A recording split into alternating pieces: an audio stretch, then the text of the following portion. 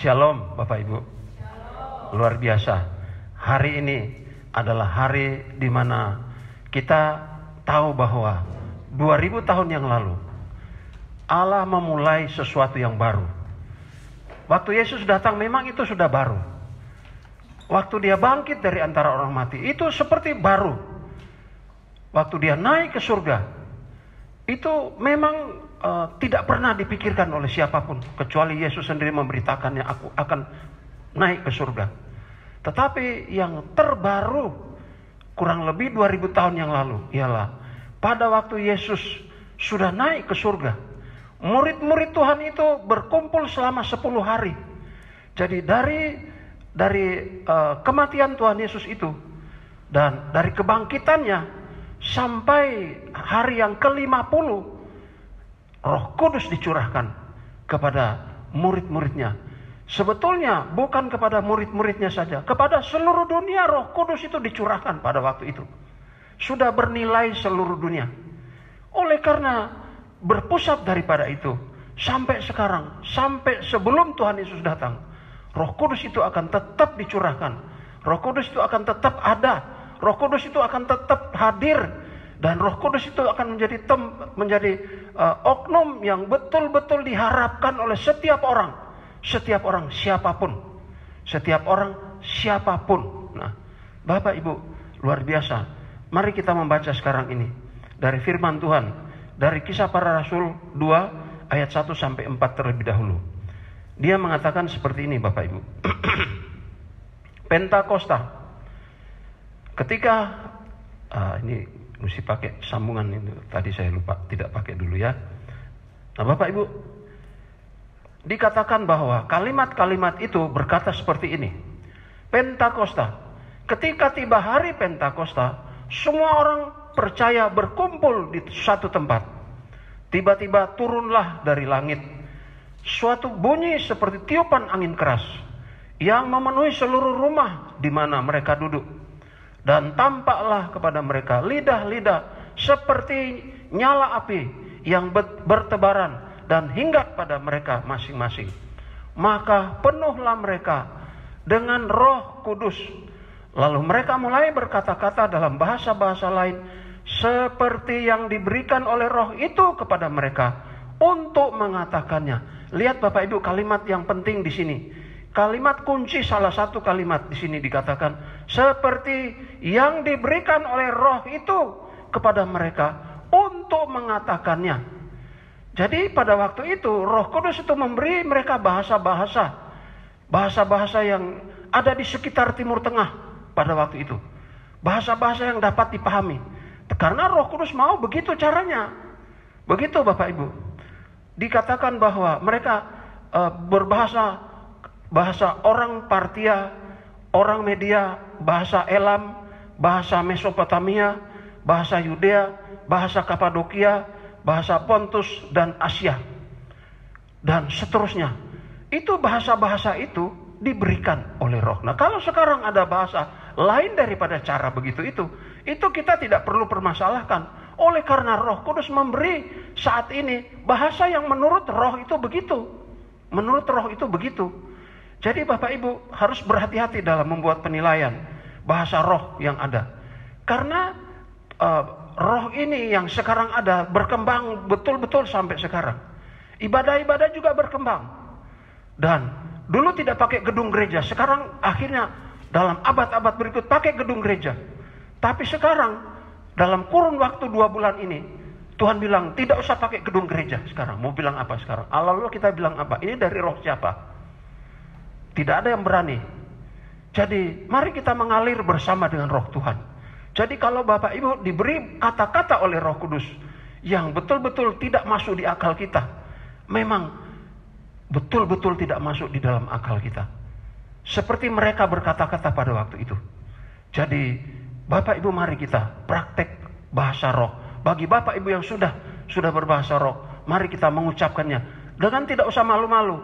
Bapak Ibu tahu, pada waktu anak-anak masih kecil, belum bisa berbicara, dia berbicara seperti apa yang dia bisa ucapkan. Dan itu tidak ada kalimat apa-apa. Dia cuma mulai, orang tuanya sudah senang luar biasa. Bapak Ibu sudah punya pengalaman anak dan cucu. Pada waktu anak kita mau mengucapkan sesuatu kata yang menurut dia itu sudah benar, menurut dia, walaupun dia juga tidak tahu apa artinya, orang tua menerima itu, mendengar dengan mengucap syukur. Anak saya bisa berkata-kata. Seperti itulah kita dengan Bapa di surga. Pada waktu Bapa di surga, waktu Roh Kudus beri ucapan-ucapan yang kita sendiri tidak tahu, marilah kita tidak malu-malu mengucapkannya, supaya kita dikuatkan, diteguhkan, supaya kita disegarkan, karena Roh itu memberi kata-kata model itu. Saya teringat pada waktu saya dipenuhi dengan Roh Kudus pertama kali, saya malu betul-betul Bapak Ibu, karena ucapannya itu kok tidak menurut penalaran saya, tapi tiba-tiba lidah saya mulai meluncur, dan luncurannya itu bukan bahasa yang saya tidak sadar, bukan saya tidak sadar, itu tiba-tiba saja roh lidah saya ini meluncur. Dan ucapan itu menurut saya pertama-tama saya malu. Karena bunyinya apa Bapak Ibu?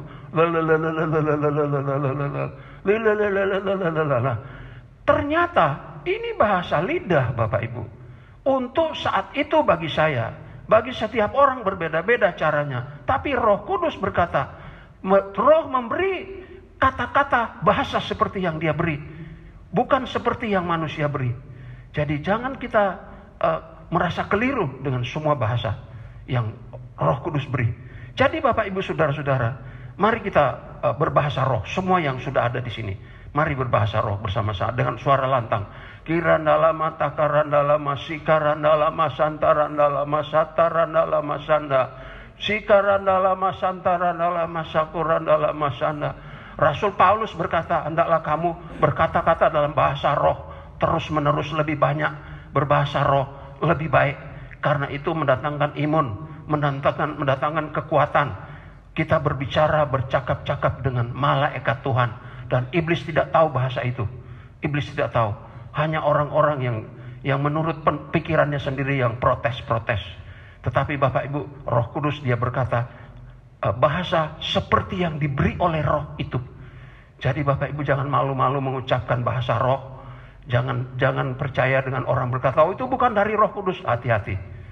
Kalau kita bisa mengatakan model itu kita bisa menghujat Roh Kudus, dan itu tidak ada pengampunan.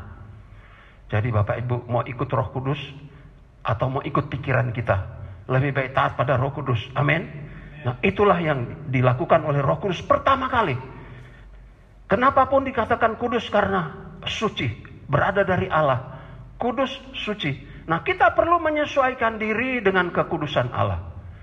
Kalau kita masih protes-protes, masih membahas-bahas itu, hati-hati. Nanti kita bisa bersalah di hadapan Tuhan, bisa menghujat. Nah, jadi Bapak Ibu, mari kita ikuti arusnya Roh Kudus, bukan arusnya pikiran kita, bukan arusnya teologi dunia ini, bukan. Arusnya pikiran Roh Kudus. Luar biasa tuh Tuhan itu. Dia memberi kita. Lalu mereka disindir. Ini mabuk oleh anggur. Nah, Bapak Ibu Saudara-saudara, pada waktu itu sudah terjadi penghujatan. Dengar baik-baik. Mereka mabuk oleh anggur. Nah, Roh Kudus bekerja, dianggap mabuk anggur. Menghujat Roh Kudus. Hati-hati untuk zaman sekarang, karena ini teologi banyak kali berkembang menurut apa yang Tuhan mau, menurut apa yang Roh Kudus mau. Puji Tuhan, Bapak Ibu dan saya berada pada lingkungan aliran Roh Kudus. Amin. Coba sebut sama-sama. Kita berada pada aliran Roh Kudus. Aliran Pentakosta. Luar biasa tuh Tuhan. Nah, pada waktu mereka protes, mereka mabuk anggur, roh yang ada di dalam Petrus itu dan murid-murid seluruh yang lainnya didorong oleh Roh Kudus untuk supaya mereka menjadi berani, Bapak Ibu. Jadi yang kedua, kalau Roh Kudus datang kepada kita diberi keberanian. Atau kalau kita merasa kok cuma berani, kita diberi kemampuan, kita diberi keterampilan, kita diberi keahlian. Seperti Aholiab dan Besalil. Mereka sebetulnya tidak kursus di mana-mana, tapi mereka diberi keahlian untuk menjadi ahli ukir dari emas-emas dan perak-perak untuk membangun bait Allah. Siapa yang memberi? Firman Tuhan berkata, Roh Tuhan telah memberi keahlian kepada mereka. Nah Bapak Ibu, zaman sekarang dari dulu sampai sekarang, Tuhan memberi keahlian melalui pendidikan formal, non formal, supaya kita ini mendapat keahlian, mendapat kemampuan. Dari mana? Dari Roh Kudus. Dari Roh Kudus. Bahkan zaman Elia itu tidak ada sekolah Alkitab. Zaman Elia tidak disebutkan ada sekolah Alkitab. Tapi Elia berhubungan pribadi dengan Tuhan, dan itulah Roh Kudus. Dan Roh Kudus memberi dia kemampuan-kemampuan, keahlian-keahlian. Apalagi sekarang bisa sekolah, mau jadi S berapa? S3, profesor, boleh. Asal kita takut akan Tuhan, rendah hati Bapak Ibu. Nah, Petrus tidak sekolah tinggi. Daud dropout SD. Tapi pada waktu dia taat kepada suara Tuhan, suara Roh Kudus, tidak terlalu sulit bagi Daud untuk diangkat jadi raja. Oleh karena dia dipenuhi dengan Roh Kudus. Nah Bapak Ibu sekarang ini yang sekolah tinggi dan berpendidikan, berbudaya tinggi dan berbudaya yang baik semua. Kenapa kita tidak mau percaya bahwa Roh Kudus mampu mengerjakan hal-hal yang ajaib dari dalam hidup kita? Jadi Roh Kudus beri keberanian kepada Petrus. Lalu dia berkata, dan dia sambil, menurut saya dia sambil jadi merah wajahnya. Dia betul-betul matanya jadi merah juga. Sebab dia ada kemarahan ilahi. Lalu dia berkata, Bapak Ibu Saudara-saudara, coba kita lihat. Dia berkata dengan ucapan-ucapan nih, khotbah Petrus. Dituliskan di situ, khotbah Petrus Bapak Ibu, lihat. Dan betul-betul dia berteriak sungguh-sungguh. Dia berkata, maka bangkitlah Petrus berdiri dengan ke-11 rasul itu. Dan dengan suara nyaring Bapak Ibu. Bukan suara yang ketakutan. Bukan suara yang tidak berpengetahuan. Bukan suara yang perlu ada belas kasihan. Enggak. Kalaupun Petrus diserang oleh mereka rombongan ribuan orang pada waktu itu, Petrus pun tidak ada ketakutan apa-apa. Kenapa? Rupa-rupanya ada Roh Kudus di dalam hidupnya yang membuat dia berani. Ya. Maka bangkitlah Petrus berdiri dengan ke-11 rasul itu. Dan dengan suara nyaring ia berkata kepada mereka, hai orang-orang Yahudi, dan kamu semua yang tinggal di Yerusalem, ketahuilah dan camkanlah ini perkataanku ini. Orang-orang ini tidak mabuk seperti yang kamu sangkakan kepada mereka. Karena hari ini baru pukul 9. Tetapi itulah yang difirmankan oleh Allah dengan perantaraan Nabi Yoel.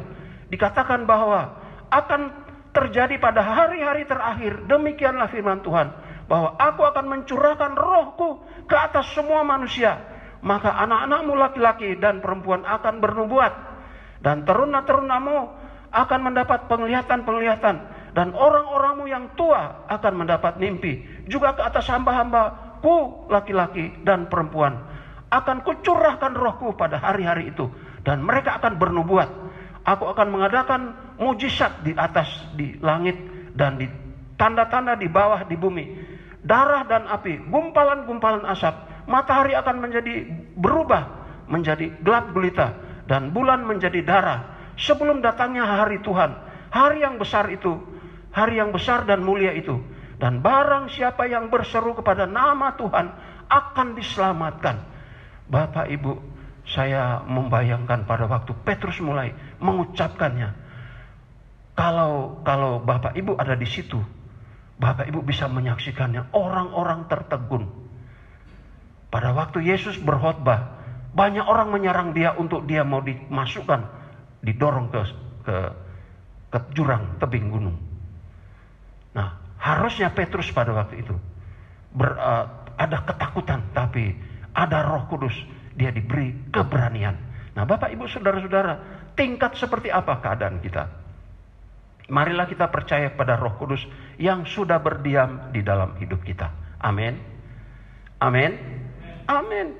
Bahwa Roh Kudus itu memberi keberanian. Roh Kudus memberi kemampuan. Roh Kudus memberi keahlian. Roh Kudus memberi keterampilan. Luar biasa sekali. Kenapa kita tidak mau mengambil bagian ini? Kenapa kita tidak mau memasukkan diri kita di aliran Roh Kudus? Sementara mungkin Bapak Ibu, Tuhan tahu ada keahlian-keahlian tersembunyi. Tetapi kita menyembunyikan diri di dalam diri kita pribadi. Nah, hati-hati jangan sampai kita menjadi seperti orang yang menyembunyikan talenta di dalam tanah. Bapak Ibu, biarlah Roh Kudus itu berdiam di dalam hidup kita. Amin. Nah, lalu dia lanjutkan Bapak Ibu, apa yang dia lakukan? Hai orang-orang Israel. Nah, dia katakan ayat 22 dia lanjutkan. Hai orang-orang Israel, dengarlah perkataan ini. Yang kumaksudkan ialah Yesus Kristus yang diutus oleh Allah untuk memberitakan kerajaan Allah, untuk memberitakan pengampunan dosa bagi kamu, bagi kami, dan bagi seluruh dunia. Tetapi kamu membunuh dia, kamu menyalibkan dia, dan kamu betul-betul menolak dia. Demikian sebetulnya ringkasannya itu. Dan betul-betul ada kemarahan ilahi dari Petrus. Tetapi Bapak Ibu bayangkan, tidak ada reaksi negatif dari semua orang yang ada pada waktu itu. Bahkan saya pun curiga, pada waktu itu ada orang-orang yang pernah menampar Yesus hadir di saat itu. Baru belum cuma 40 hari yang lalu kok. Jadi mungkin ada di antara mereka yang meludahi Yesus. Mungkin ada di antara mereka yang hadir pada waktu itu, yang betul-betul ikut memakaikan baju jubah dan meninju wajahnya Yesus. Mungkin siapa yang tahu. Baru 40 hari yang lalu. Nah, baru 50 hari yang lalu. Jadi Bapak Ibu Saudara-saudara, tidak ada yang berani menentang Petrus pada waktu itu. Lalu apa yang Petrus katakan? Ayat 24. Tetapi Allah membangkitkan dia dengan melepaskan dia dari sengsara maut. Karena tidak mungkin ia tetap berada di dalam kuasa maut. Jadi dia dibangkitkan. Luar biasa toh. Ini berita yang harus kita sampaikan. Harus Bapak Ibu sampaikan. Harus Bapak Ibu sampaikan. Dan inilah berita juga hari ini kita sampaikan. Saya boleh sampaikan. Terima kasih untuk Tuhan memberi kesempatan ini. Nah, Yesus ayat 32. Yesus inilah yang dibangkitkan Allah. Dan tentang hal itu kami semua adalah saksinya. Bapak Ibu juga adalah saksinya. Seharusnya seperti itu Bapak Ibu. Jadi marilah kita ada keberanian ilahi Bapak Ibu. Dalam menjalani hidup. Dalam menjalani pelayanan-pelayanan. Dalam menjalani ibadah-ibadah. Ada keberanian ilahi dari Tuhan. Jangan kita berpikir bahwa Tuhan itu sudah di surga, sekarang ini ada Roh Kudus tapi tidak kelihatan. Memang itu aturan Tuhan. Jadi tanamkan di hati kita, di dalam konsep pikiran kita bahwa pengganti Yesus di dunia dari saat itu sampai sekarang adalah Roh Kudus. Walaupun yang disembah itu adalah Bapa di surga dan Yesus Kristus. Roh Kudus dia tidak mau disembah. Karena dia tidak mau mengambil posisi itu.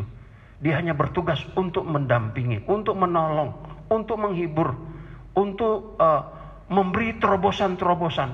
Dia mendampingi untuk melindungi anak-anak Tuhan yang mau setia sampai akhir hidup. Jadi Bapak Ibu Saudara-saudara, kita lihat orang mengalami Roh Kudus.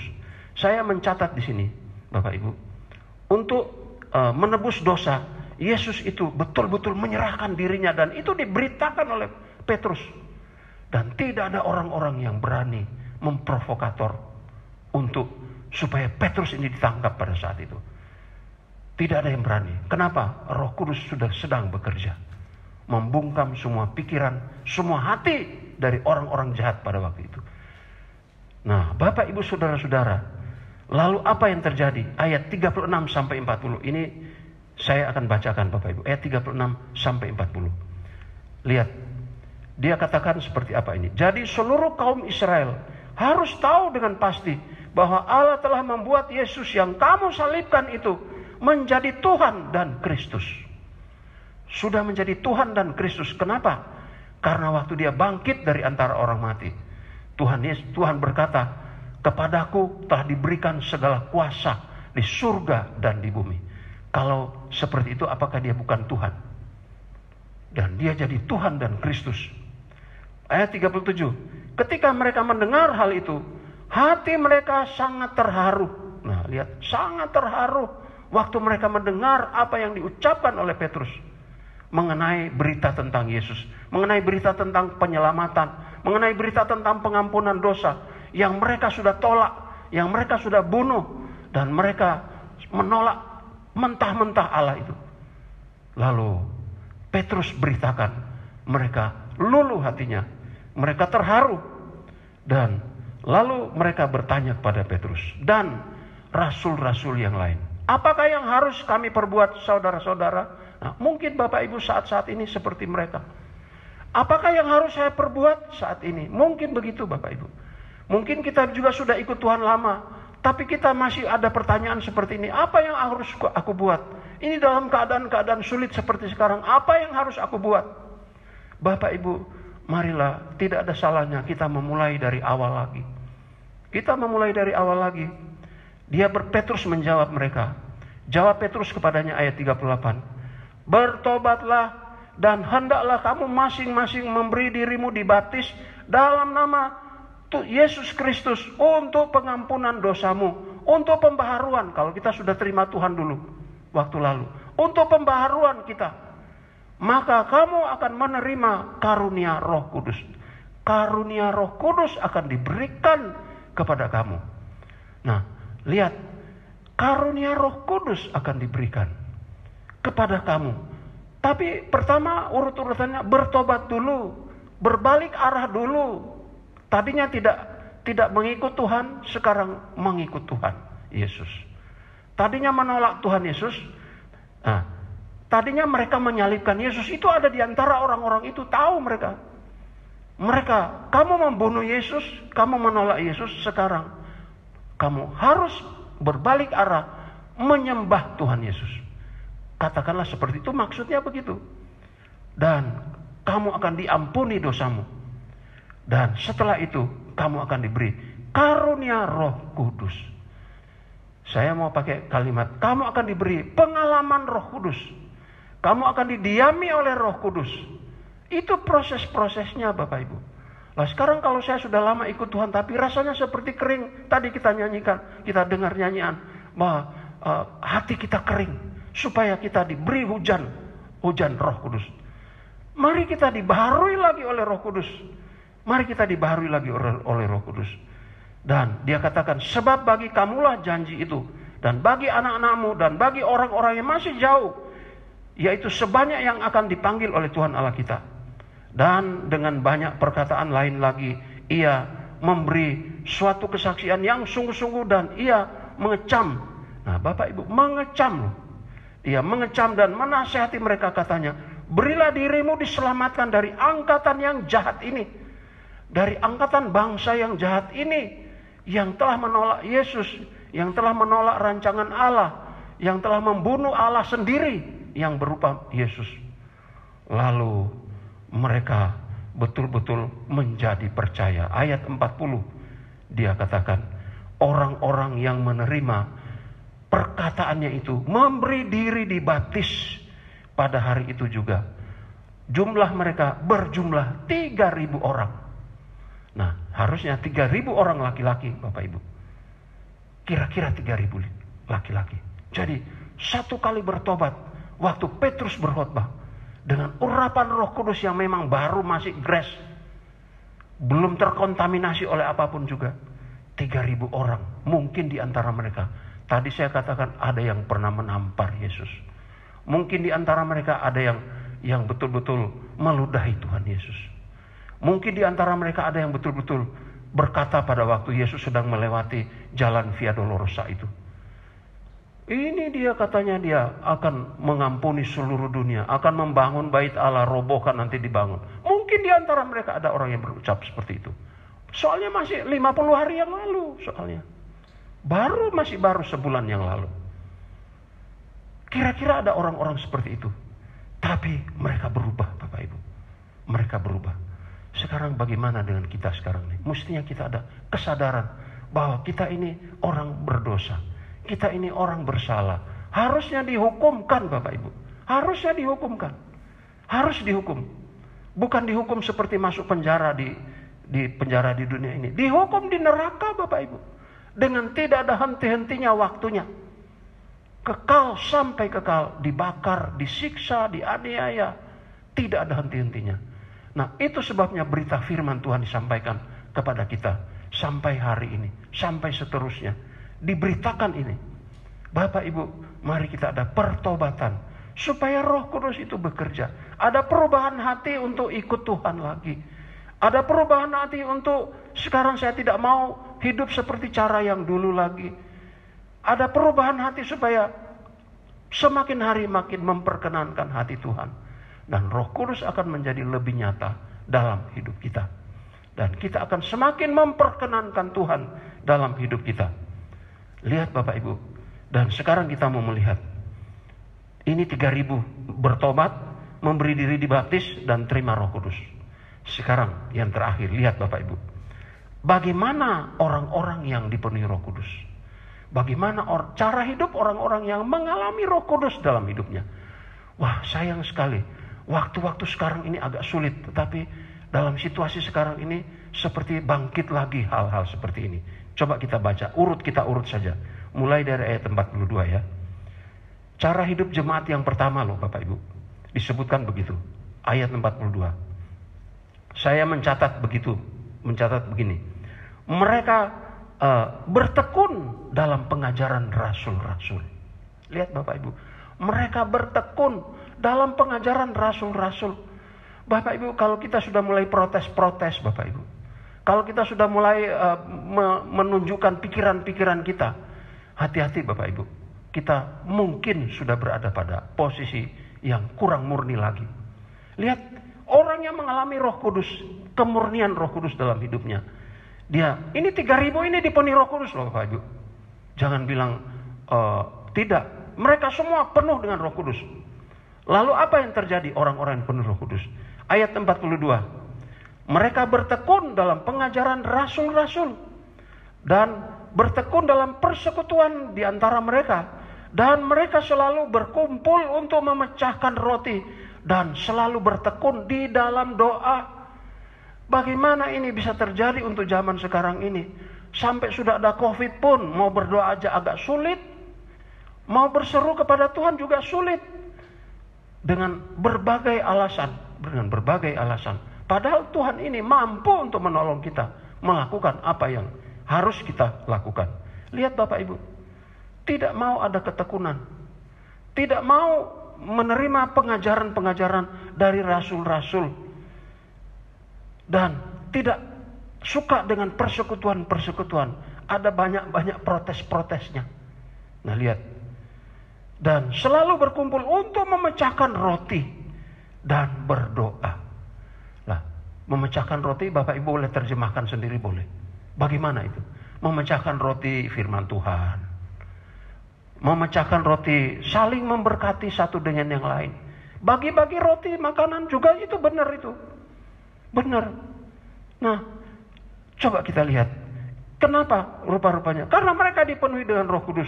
Karena mereka mengalami Roh Kudus. Karena Roh Kudus berdiam di dalam mereka. Nah, itu dia. Sekarang mereka ada ketakutan. Maka ketakutanlah, ayat 43. Maka ketakutanlah mereka semua. Sedang rasul-rasul itu mengadakan banyak mujizat. Lihat Bapak Ibu. Saya menerjemahkannya begini. Mereka ada rasa hormat. Ada rasa tunduk taat pada hadirat Tuhan. Dan ibadah-ibadah. Serta hidupnya tiap-tiap hari. Adalah rasa saling menghormati dalam kehidupan tiap hari. Berubah total. Jadi mereka memulai sesuatu yang baru bagi mereka. Betul-betul baru. Nah lalu ayat 44 dikatakan. Ada persatuan yang kokoh kuat nih. Ayat 44. Dan semua orang yang telah menjadi percaya tetap bersatu. Bersatu dengan kokoh dan kuat. Dan segala kepunyaan mereka adalah kepunyaan bersama. Jadi tidak ada lagi orang yang berkata bahwa saya ini kaya, kamu tidak boleh ikut-ikut dengan kekayaan saya. Tidak ada pada waktu itu. Nah, kalau sekarang memang ada perubahan-perubahan sehingga seperti ada etika-etika ya, oke lah. Tetapi apakah nilai-nilai ini masih ada Bapak Ibu di dalam hidup kita bergereja saat ini? Saya juga curiga sebetulnya. Kenapa Tuhan izinkan ya, dengar. Kenapa Tuhan izinkan ini corona? Supaya ada perubahan pandang untuk ibadah. Bagaimana itu ibadah sih sebetulnya? Supaya ada perubahan pandang untuk pengajaran-pengajaran. Supaya ada perubahan pandang untuk nilai-nilai yang selama ini kita timpakan kepada kekristenan kita sendiri, Bapak Ibu. Begitu Bapak Ibu. Sehingga bukankah sekarang ini kita ada kerinduan untuk berkumpul lagi? Mungkin dulu kita berpikir, wah, kumpul lagi, ketemu lagi, dia lagi, firman Tuhan itu lagi. Ya memang jelas Alkitab saja, memang cuma itu Alkitabnya Bapak Ibu. Masa mau pakai pelajaran Alkitab yang mana lagi Bapak Ibu? Sudah inilah Alkitab itu. Musa pun bilang, kamu sampaikan berulang-ulang. Berulang-ulang. Kenapa berulang-ulang? Karena tidak mengerti-mengerti. Untung Petrus, waktu Petrus diberi tahu oleh Tuhan Yesus, apakah engkau mengasihi aku? Pertama kali. Ya benar Tuhan. Tapi Tuhan tahu ini belum maksimal. 2 kali Tuhan Yesus bilang, apakah engkau mengasihi aku? Petrus, iya. Yang ketiga kali Petrus hancur hati. Nah Bapak Ibu, untung ketiga kali Petrus hancur hati. Kita ini sudah ribuan kali dengar firman Tuhan, malah cuma menteleng matanya. Apa ndak iyo, ini pendeta dari mana ini? Nah, ini Bapak Ibu. Kita ratusan kali dengar firman Tuhan. Ndak ada perubahan hidup.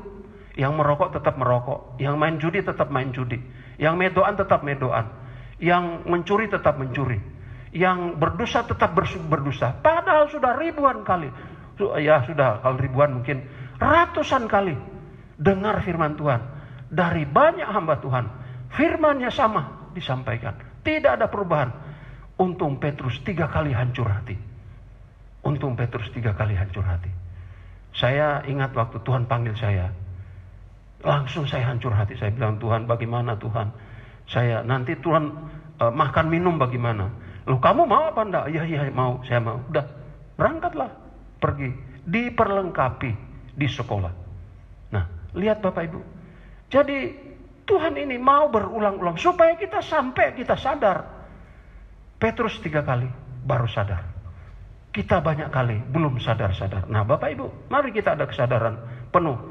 Dan kita lihat, suka berkorban ayat 45. Dan selalu ada dari mereka yang menjual harta miliknya loh. Harta miliknya dijual. Lalu membagikannya kepada semua orang sesuai dengan keperluan masing-masing. Lihat Bapak Ibu. Kok bisa begitu? Karena ada roh Tuhan. Nah pertanyaannya sekarang apa masih boleh begitu? Dengar, kalau Tuhan pimpin silakan. Jangan emosional. Makanya kadang-kadang kita dengar ada orang, mereka dengan begitu relanya, Pak ini sekian, ini saya mau perbantukan untuk Tuhan. Lihat Bapak Ibu, kalau Tuhan masih bekerja seperti itu, saya yakin Tuhan ada program. Kita tidak tahu kapan, tapi suatu hari Tuhan akan nyatakan apa yang Dia rencanakan. Nah Bapak Ibu lihat, masih ada yang mau model itu. Masih ada yang mau model itu. Kita sering dengar ada yang mengorbankan apa. Kita sering dengar ada yang mengorbankan tanah. Ada yang mengorbankan sesuatu. Ada yang, bahkan saya beberapa tahun berkali-kali diberi korban mobil. Diberi korban mobil. Mau percaya boleh, enggak mau percaya enggak apa-apa. Tapi itu diberi, saya dapatkan betul-betul Bapak Ibu. Masih ada orang yang mau model itu Bapak Ibu. Masih ada. Ini kenapa? Karena roh Tuhan Bapak Ibu. Nah sekarang pertanyaannya, bagaimana nanti caranya selanjutnya? Itu kan urusannya Tuhan. Dan sepanjang yang saya tahu, pada waktu orang-orang model ini, nah lihat model ini melakukan apa yang Tuhan dorongkan di hatinya, selalu Tuhan ada program, bukan kekecewaan, bukan kekecewaan. Silahkan nanti tunggu waktunya Tuhan. Amin. Kalau kita menanam sesuatu pohon, itu tidak bisa langsung bertumbuh dalam 1 hari sudah 10 meter tingginya. Enggak. Itu berproses, tapi benih sudah ditanam. Berproses, nanti waktunya akan dia bertumbuh dan waktunya akan berbuah. Siapa yang mengerjakan? Tuhan yang mengerjakan. Keahlian petani tidak bisa membuat pohon itu berbuah. Walaupun ada teknologi, tapi selalu yang membuat buah itu Tuhan. Selalu yang membuat buah itu Tuhan. Jadi Bapak Ibu, mari kita percaya bahwa masih ada orang-orang yang melakukan hal-hal seperti ini. Kenapa? Karena ada Roh Kudus di dalamnya. Karena ada Roh Kudus di dalam. Tidak mungkin kalau tidak ada Roh Kudus. Tidak mungkin. Oleh karena itu, mari kita masih tetap ada doa-doa terus. Nah, sekarang kita lihat ayat 46. Dan bertekun, lihat, bertekun lagi dengan sehati, dan mereka berkumpul tiap-tiap hari dalam bait Allah loh. Tiap-tiap hari dalam bait Allah. Lah, sekarang ini kita mau 1 minggu 1 kali kebaktian aja. Masih ada yang hitung-hitungan, Bapak Ibu. Tapi saya bersyukur di dalam gereja Tuhan di tempat ini masih ada orang, beberapa banyak orang. Mereka berkata, rasanya kok lama ya, kok tidak ketemu. Kalau tidak berangkat 1 kali kebaktian, rasanya seperti ada yang kurang. Ini kenapa Bapak Ibu? Karena ada Roh Tuhan di dalamnya. Karena ada Roh Tuhan di dalamnya. Karena ada Roh Kudus berdiam di dalamnya. Jadi ada dorongan untuk hari ini kita mesti kebaktian. Ada dorongan untuk hari ini pergi kebaktian. Mudah-mudahan Bapak Ibu, kalau ada perubahan pemerintah mau melakukannya bulan Juni, maka Bapak Ibu mestinya membaharui hati kita. Sebab sudah ada istilah new normal. Jadi kenormalan yang baru. Wah, lihat Bapak Ibu, yaitu apa? Cuci tangan, tidak boleh bersalaman, pakai masker, dan jaga jarak. Jaga jarak. Itu sesuatu yang baru tetapi normal. Normal. Nah, jadi Bapak Ibu, mari ada kedisiplinan. Saya setuju, ada kedisiplinan untuk itu. Supaya kita tidak terkontaminasi dengan penyakit corona. Nah, lihat Bapak Ibu, mereka memecahkan roti di rumah masing-masing loh, secara bergilir. Bukankah ini juga sel group? Bukankah ini kelompok kebaktian sel di rumah-rumah? Biarpun dilarang jangan kasih suguhan, tapi ternyata memang masih ada. Karena ada Roh Tuhan mendorong begitu Bapak Ibu. Dengan gembira dan tulus hati. Tulus hati. Nah, sambil memuji Allah, ayat 47. Dan mereka disukai semua orang. Dan tiap-tiap hari Tuhan menambah jumlah mereka dengan orang-orang yang diselamatkan. Ini dia nilai-nilai, ciri-ciri orang-orang yang dipenuhi dengan Roh Kudus. Mudah-mudahan ini masih ada di dalam hidup kita. Dan saya melihat di antara Bapak Ibu masih banyak yang seperti ini. Masih banyak yang seperti ini. Dan saya bersyukur ini tandanya ada Roh Kudus berdiam di dalam kita. Ada Roh Kudus berdiam, dan nilai-nilai ini masih ada di gereja Tuhan sampai sekarang. Syukurlah kalau masih banyak orang yang seperti ini. Syukur masih banyak orang seperti ini. Karena apa? Itu yang tandanya kita didiami betul-betul oleh Roh Kudus. Jadi tidak sia-sia kita berdoa 10 hari. Tidak sia-sia orang melayani. Tidak sia-sia ada semua yang berdoa sekarang ini. Jadi Bapak Ibu, marilah kita perlu Roh Kudus memenuhi kita. Perlu Roh Kudus memenuhi kita. Perlu Roh Kudus berdiam di dalam hidup kita. Dan kita perlu ada keberanian, merelakan diri untuk diberi jadi terampil oleh Roh Kudus. Kalau tadinya malu-malu, tidak mau tampil di depan, sekarang ada keberanian. Kenapa? Ada Roh Kudus. Ada Roh Kudus. Beritakan Injil.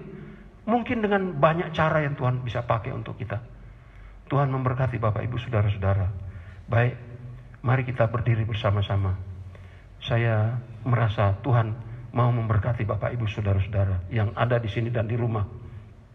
Haleluya, haleluya. Saya akan berdoa bagi Bapak Ibu saudara-saudara sekalian. Bapa di dalam surga, hari ini mengenang kurang lebih 2000 tahun yang lalu sudah lewat Tuhan. Maka Roh-Mu dicurahkan. Kalau dari saat itu ada bahasa-bahasa yang dapat dipelajari, sekarang ini ada banyak bahasa yang sulit untuk dipahami. Kami mohon Tuhan, Engkau bantu kami, tolong kami untuk kami tidak mengutak-atik apa yang diberi oleh Roh Kudus bagi masing-masing kami, supaya kami tidak mengecewakan Engkau. Tetapi yang pasti Engkau mau memenuhi kami dengan Roh-Mu. Yang pasti Engkau mau memenuhi kami dan berdiam di dalam hidup kami. Sebab suatu hari waktu Engkau datang, Roh Kudus inilah yang akan membawa kami ke surga yang kekal.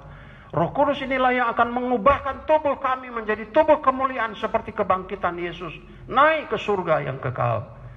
Terima kasih Bapa untuk semua yang sudah hadir pada saat ini, pada pagi ini, baik di rumah, di gereja, di mana saja, atau siapa saja yang melihat berita firman ini.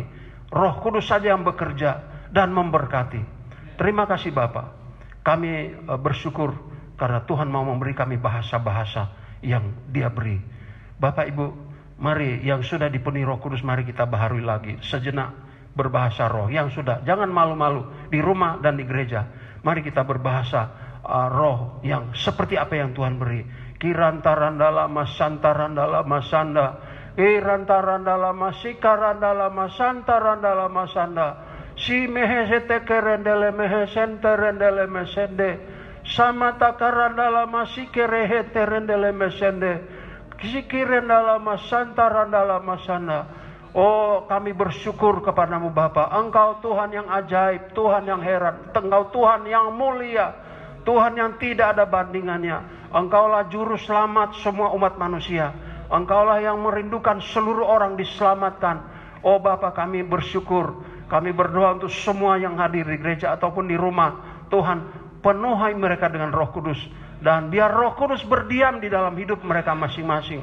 Dan waktunya Engkau datang, Engkau bawa mereka ke surga yang kekal. Terima kasih Bapa di surga. Kami bersyukur pada pada pagi ini. Terima kasih Bapa. Saya terdorong untuk berdoa bagi Bapak Ibu. Kalau ada Bapak Ibu yang merasa seperti merasa kecewa atau sakit juga, ada dua yang merasa kecewa seperti mau putus asa. Bapak Ibu tumpangkan tangan di hatinya. Yang mau orang yang sakit sama, katakan di bagian mana yang sakit. Saya akan berdoa karena Roh Kudus ada. Roh Kudus ada. Dia biar berfungsi. Dia biar melihat keadaan kita yang butuh Dia. Haleluya, haleluya. Bapa di dalam surga, kami berdoa untuk saudara-saudara kami yang merasa khawatir, merasa putus asa, seperti tidak berpengharapan ke depan. Bapa di dalam surga, kami datang kepadamu Roh Kudus sebagai penolong.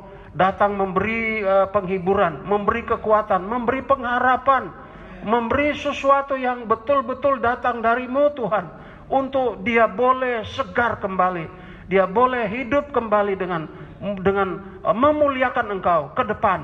Karena rancanganmu bukan rancangan kecelakaan, tapi rancanganmu masa depan yang penuh harapan. Bukan hanya di bumi ini, tapi sampai masuk ke surga yang kekal. Terima kasih Bapa. Kami juga berdoa untuk yang sakit saat ini. Kami percaya inilah pekerjaan-pekerjaan Roh Kudus yang meneguhkan, menguatkan setiap kami anak-anak Tuhan. Kami berdoa di dalam nama Tuhan Yesus. Semua yang sakit apapun sakitnya, dalam nama Yesus menjadi sembuh, menjadi sehat. Karena Roh Kudus ikut bekerja. Seperti Roh Kudus pada zaman Rasul-Rasul menyembuhkan orang-orang sakit. Saat ini juga orang-orang sakit yang ada di tempat ini dan di rumah semuanya, di dalam nama Yesus disembuhkan oleh Tuhan. Disembuhkan oleh Tuhan. Terima kasih Bapa. Kami patut bersyukur kepada Tuhan. Bapak Ibu, marilah kita mengangkat tangan. Kami bersyukur dan berterima kasih kepadamu Bapa di surga. Karena demikianlah Engkau merindukan kami diberkati oleh-Mu. Selama Engkau izinkan kami boleh hidup di bumi. Kami boleh berjalan bersama-sama dengan Roh Kudus. Kami boleh didiami oleh Roh Kudus. Dan Roh Kuduslah yang menuntun memimpin hidup kami. Terima kasih Bapa. Di dalam nama Tuhan Yesus. Bapak Ibu, marilah kita menerima berkat daripada Bapa di surga. Terimalah berkat daripada Bapa, Anak dan Roh Kudus yang senantiasa menyertai seluruh kehidupan kita. Dari saat ini sampai Maranatha, Tuhan menjemput kita masuk dalam kerajaan surga yang kekal. Semua yang percaya berkata, amin. Mari kita beri pujian kepada Tuhan.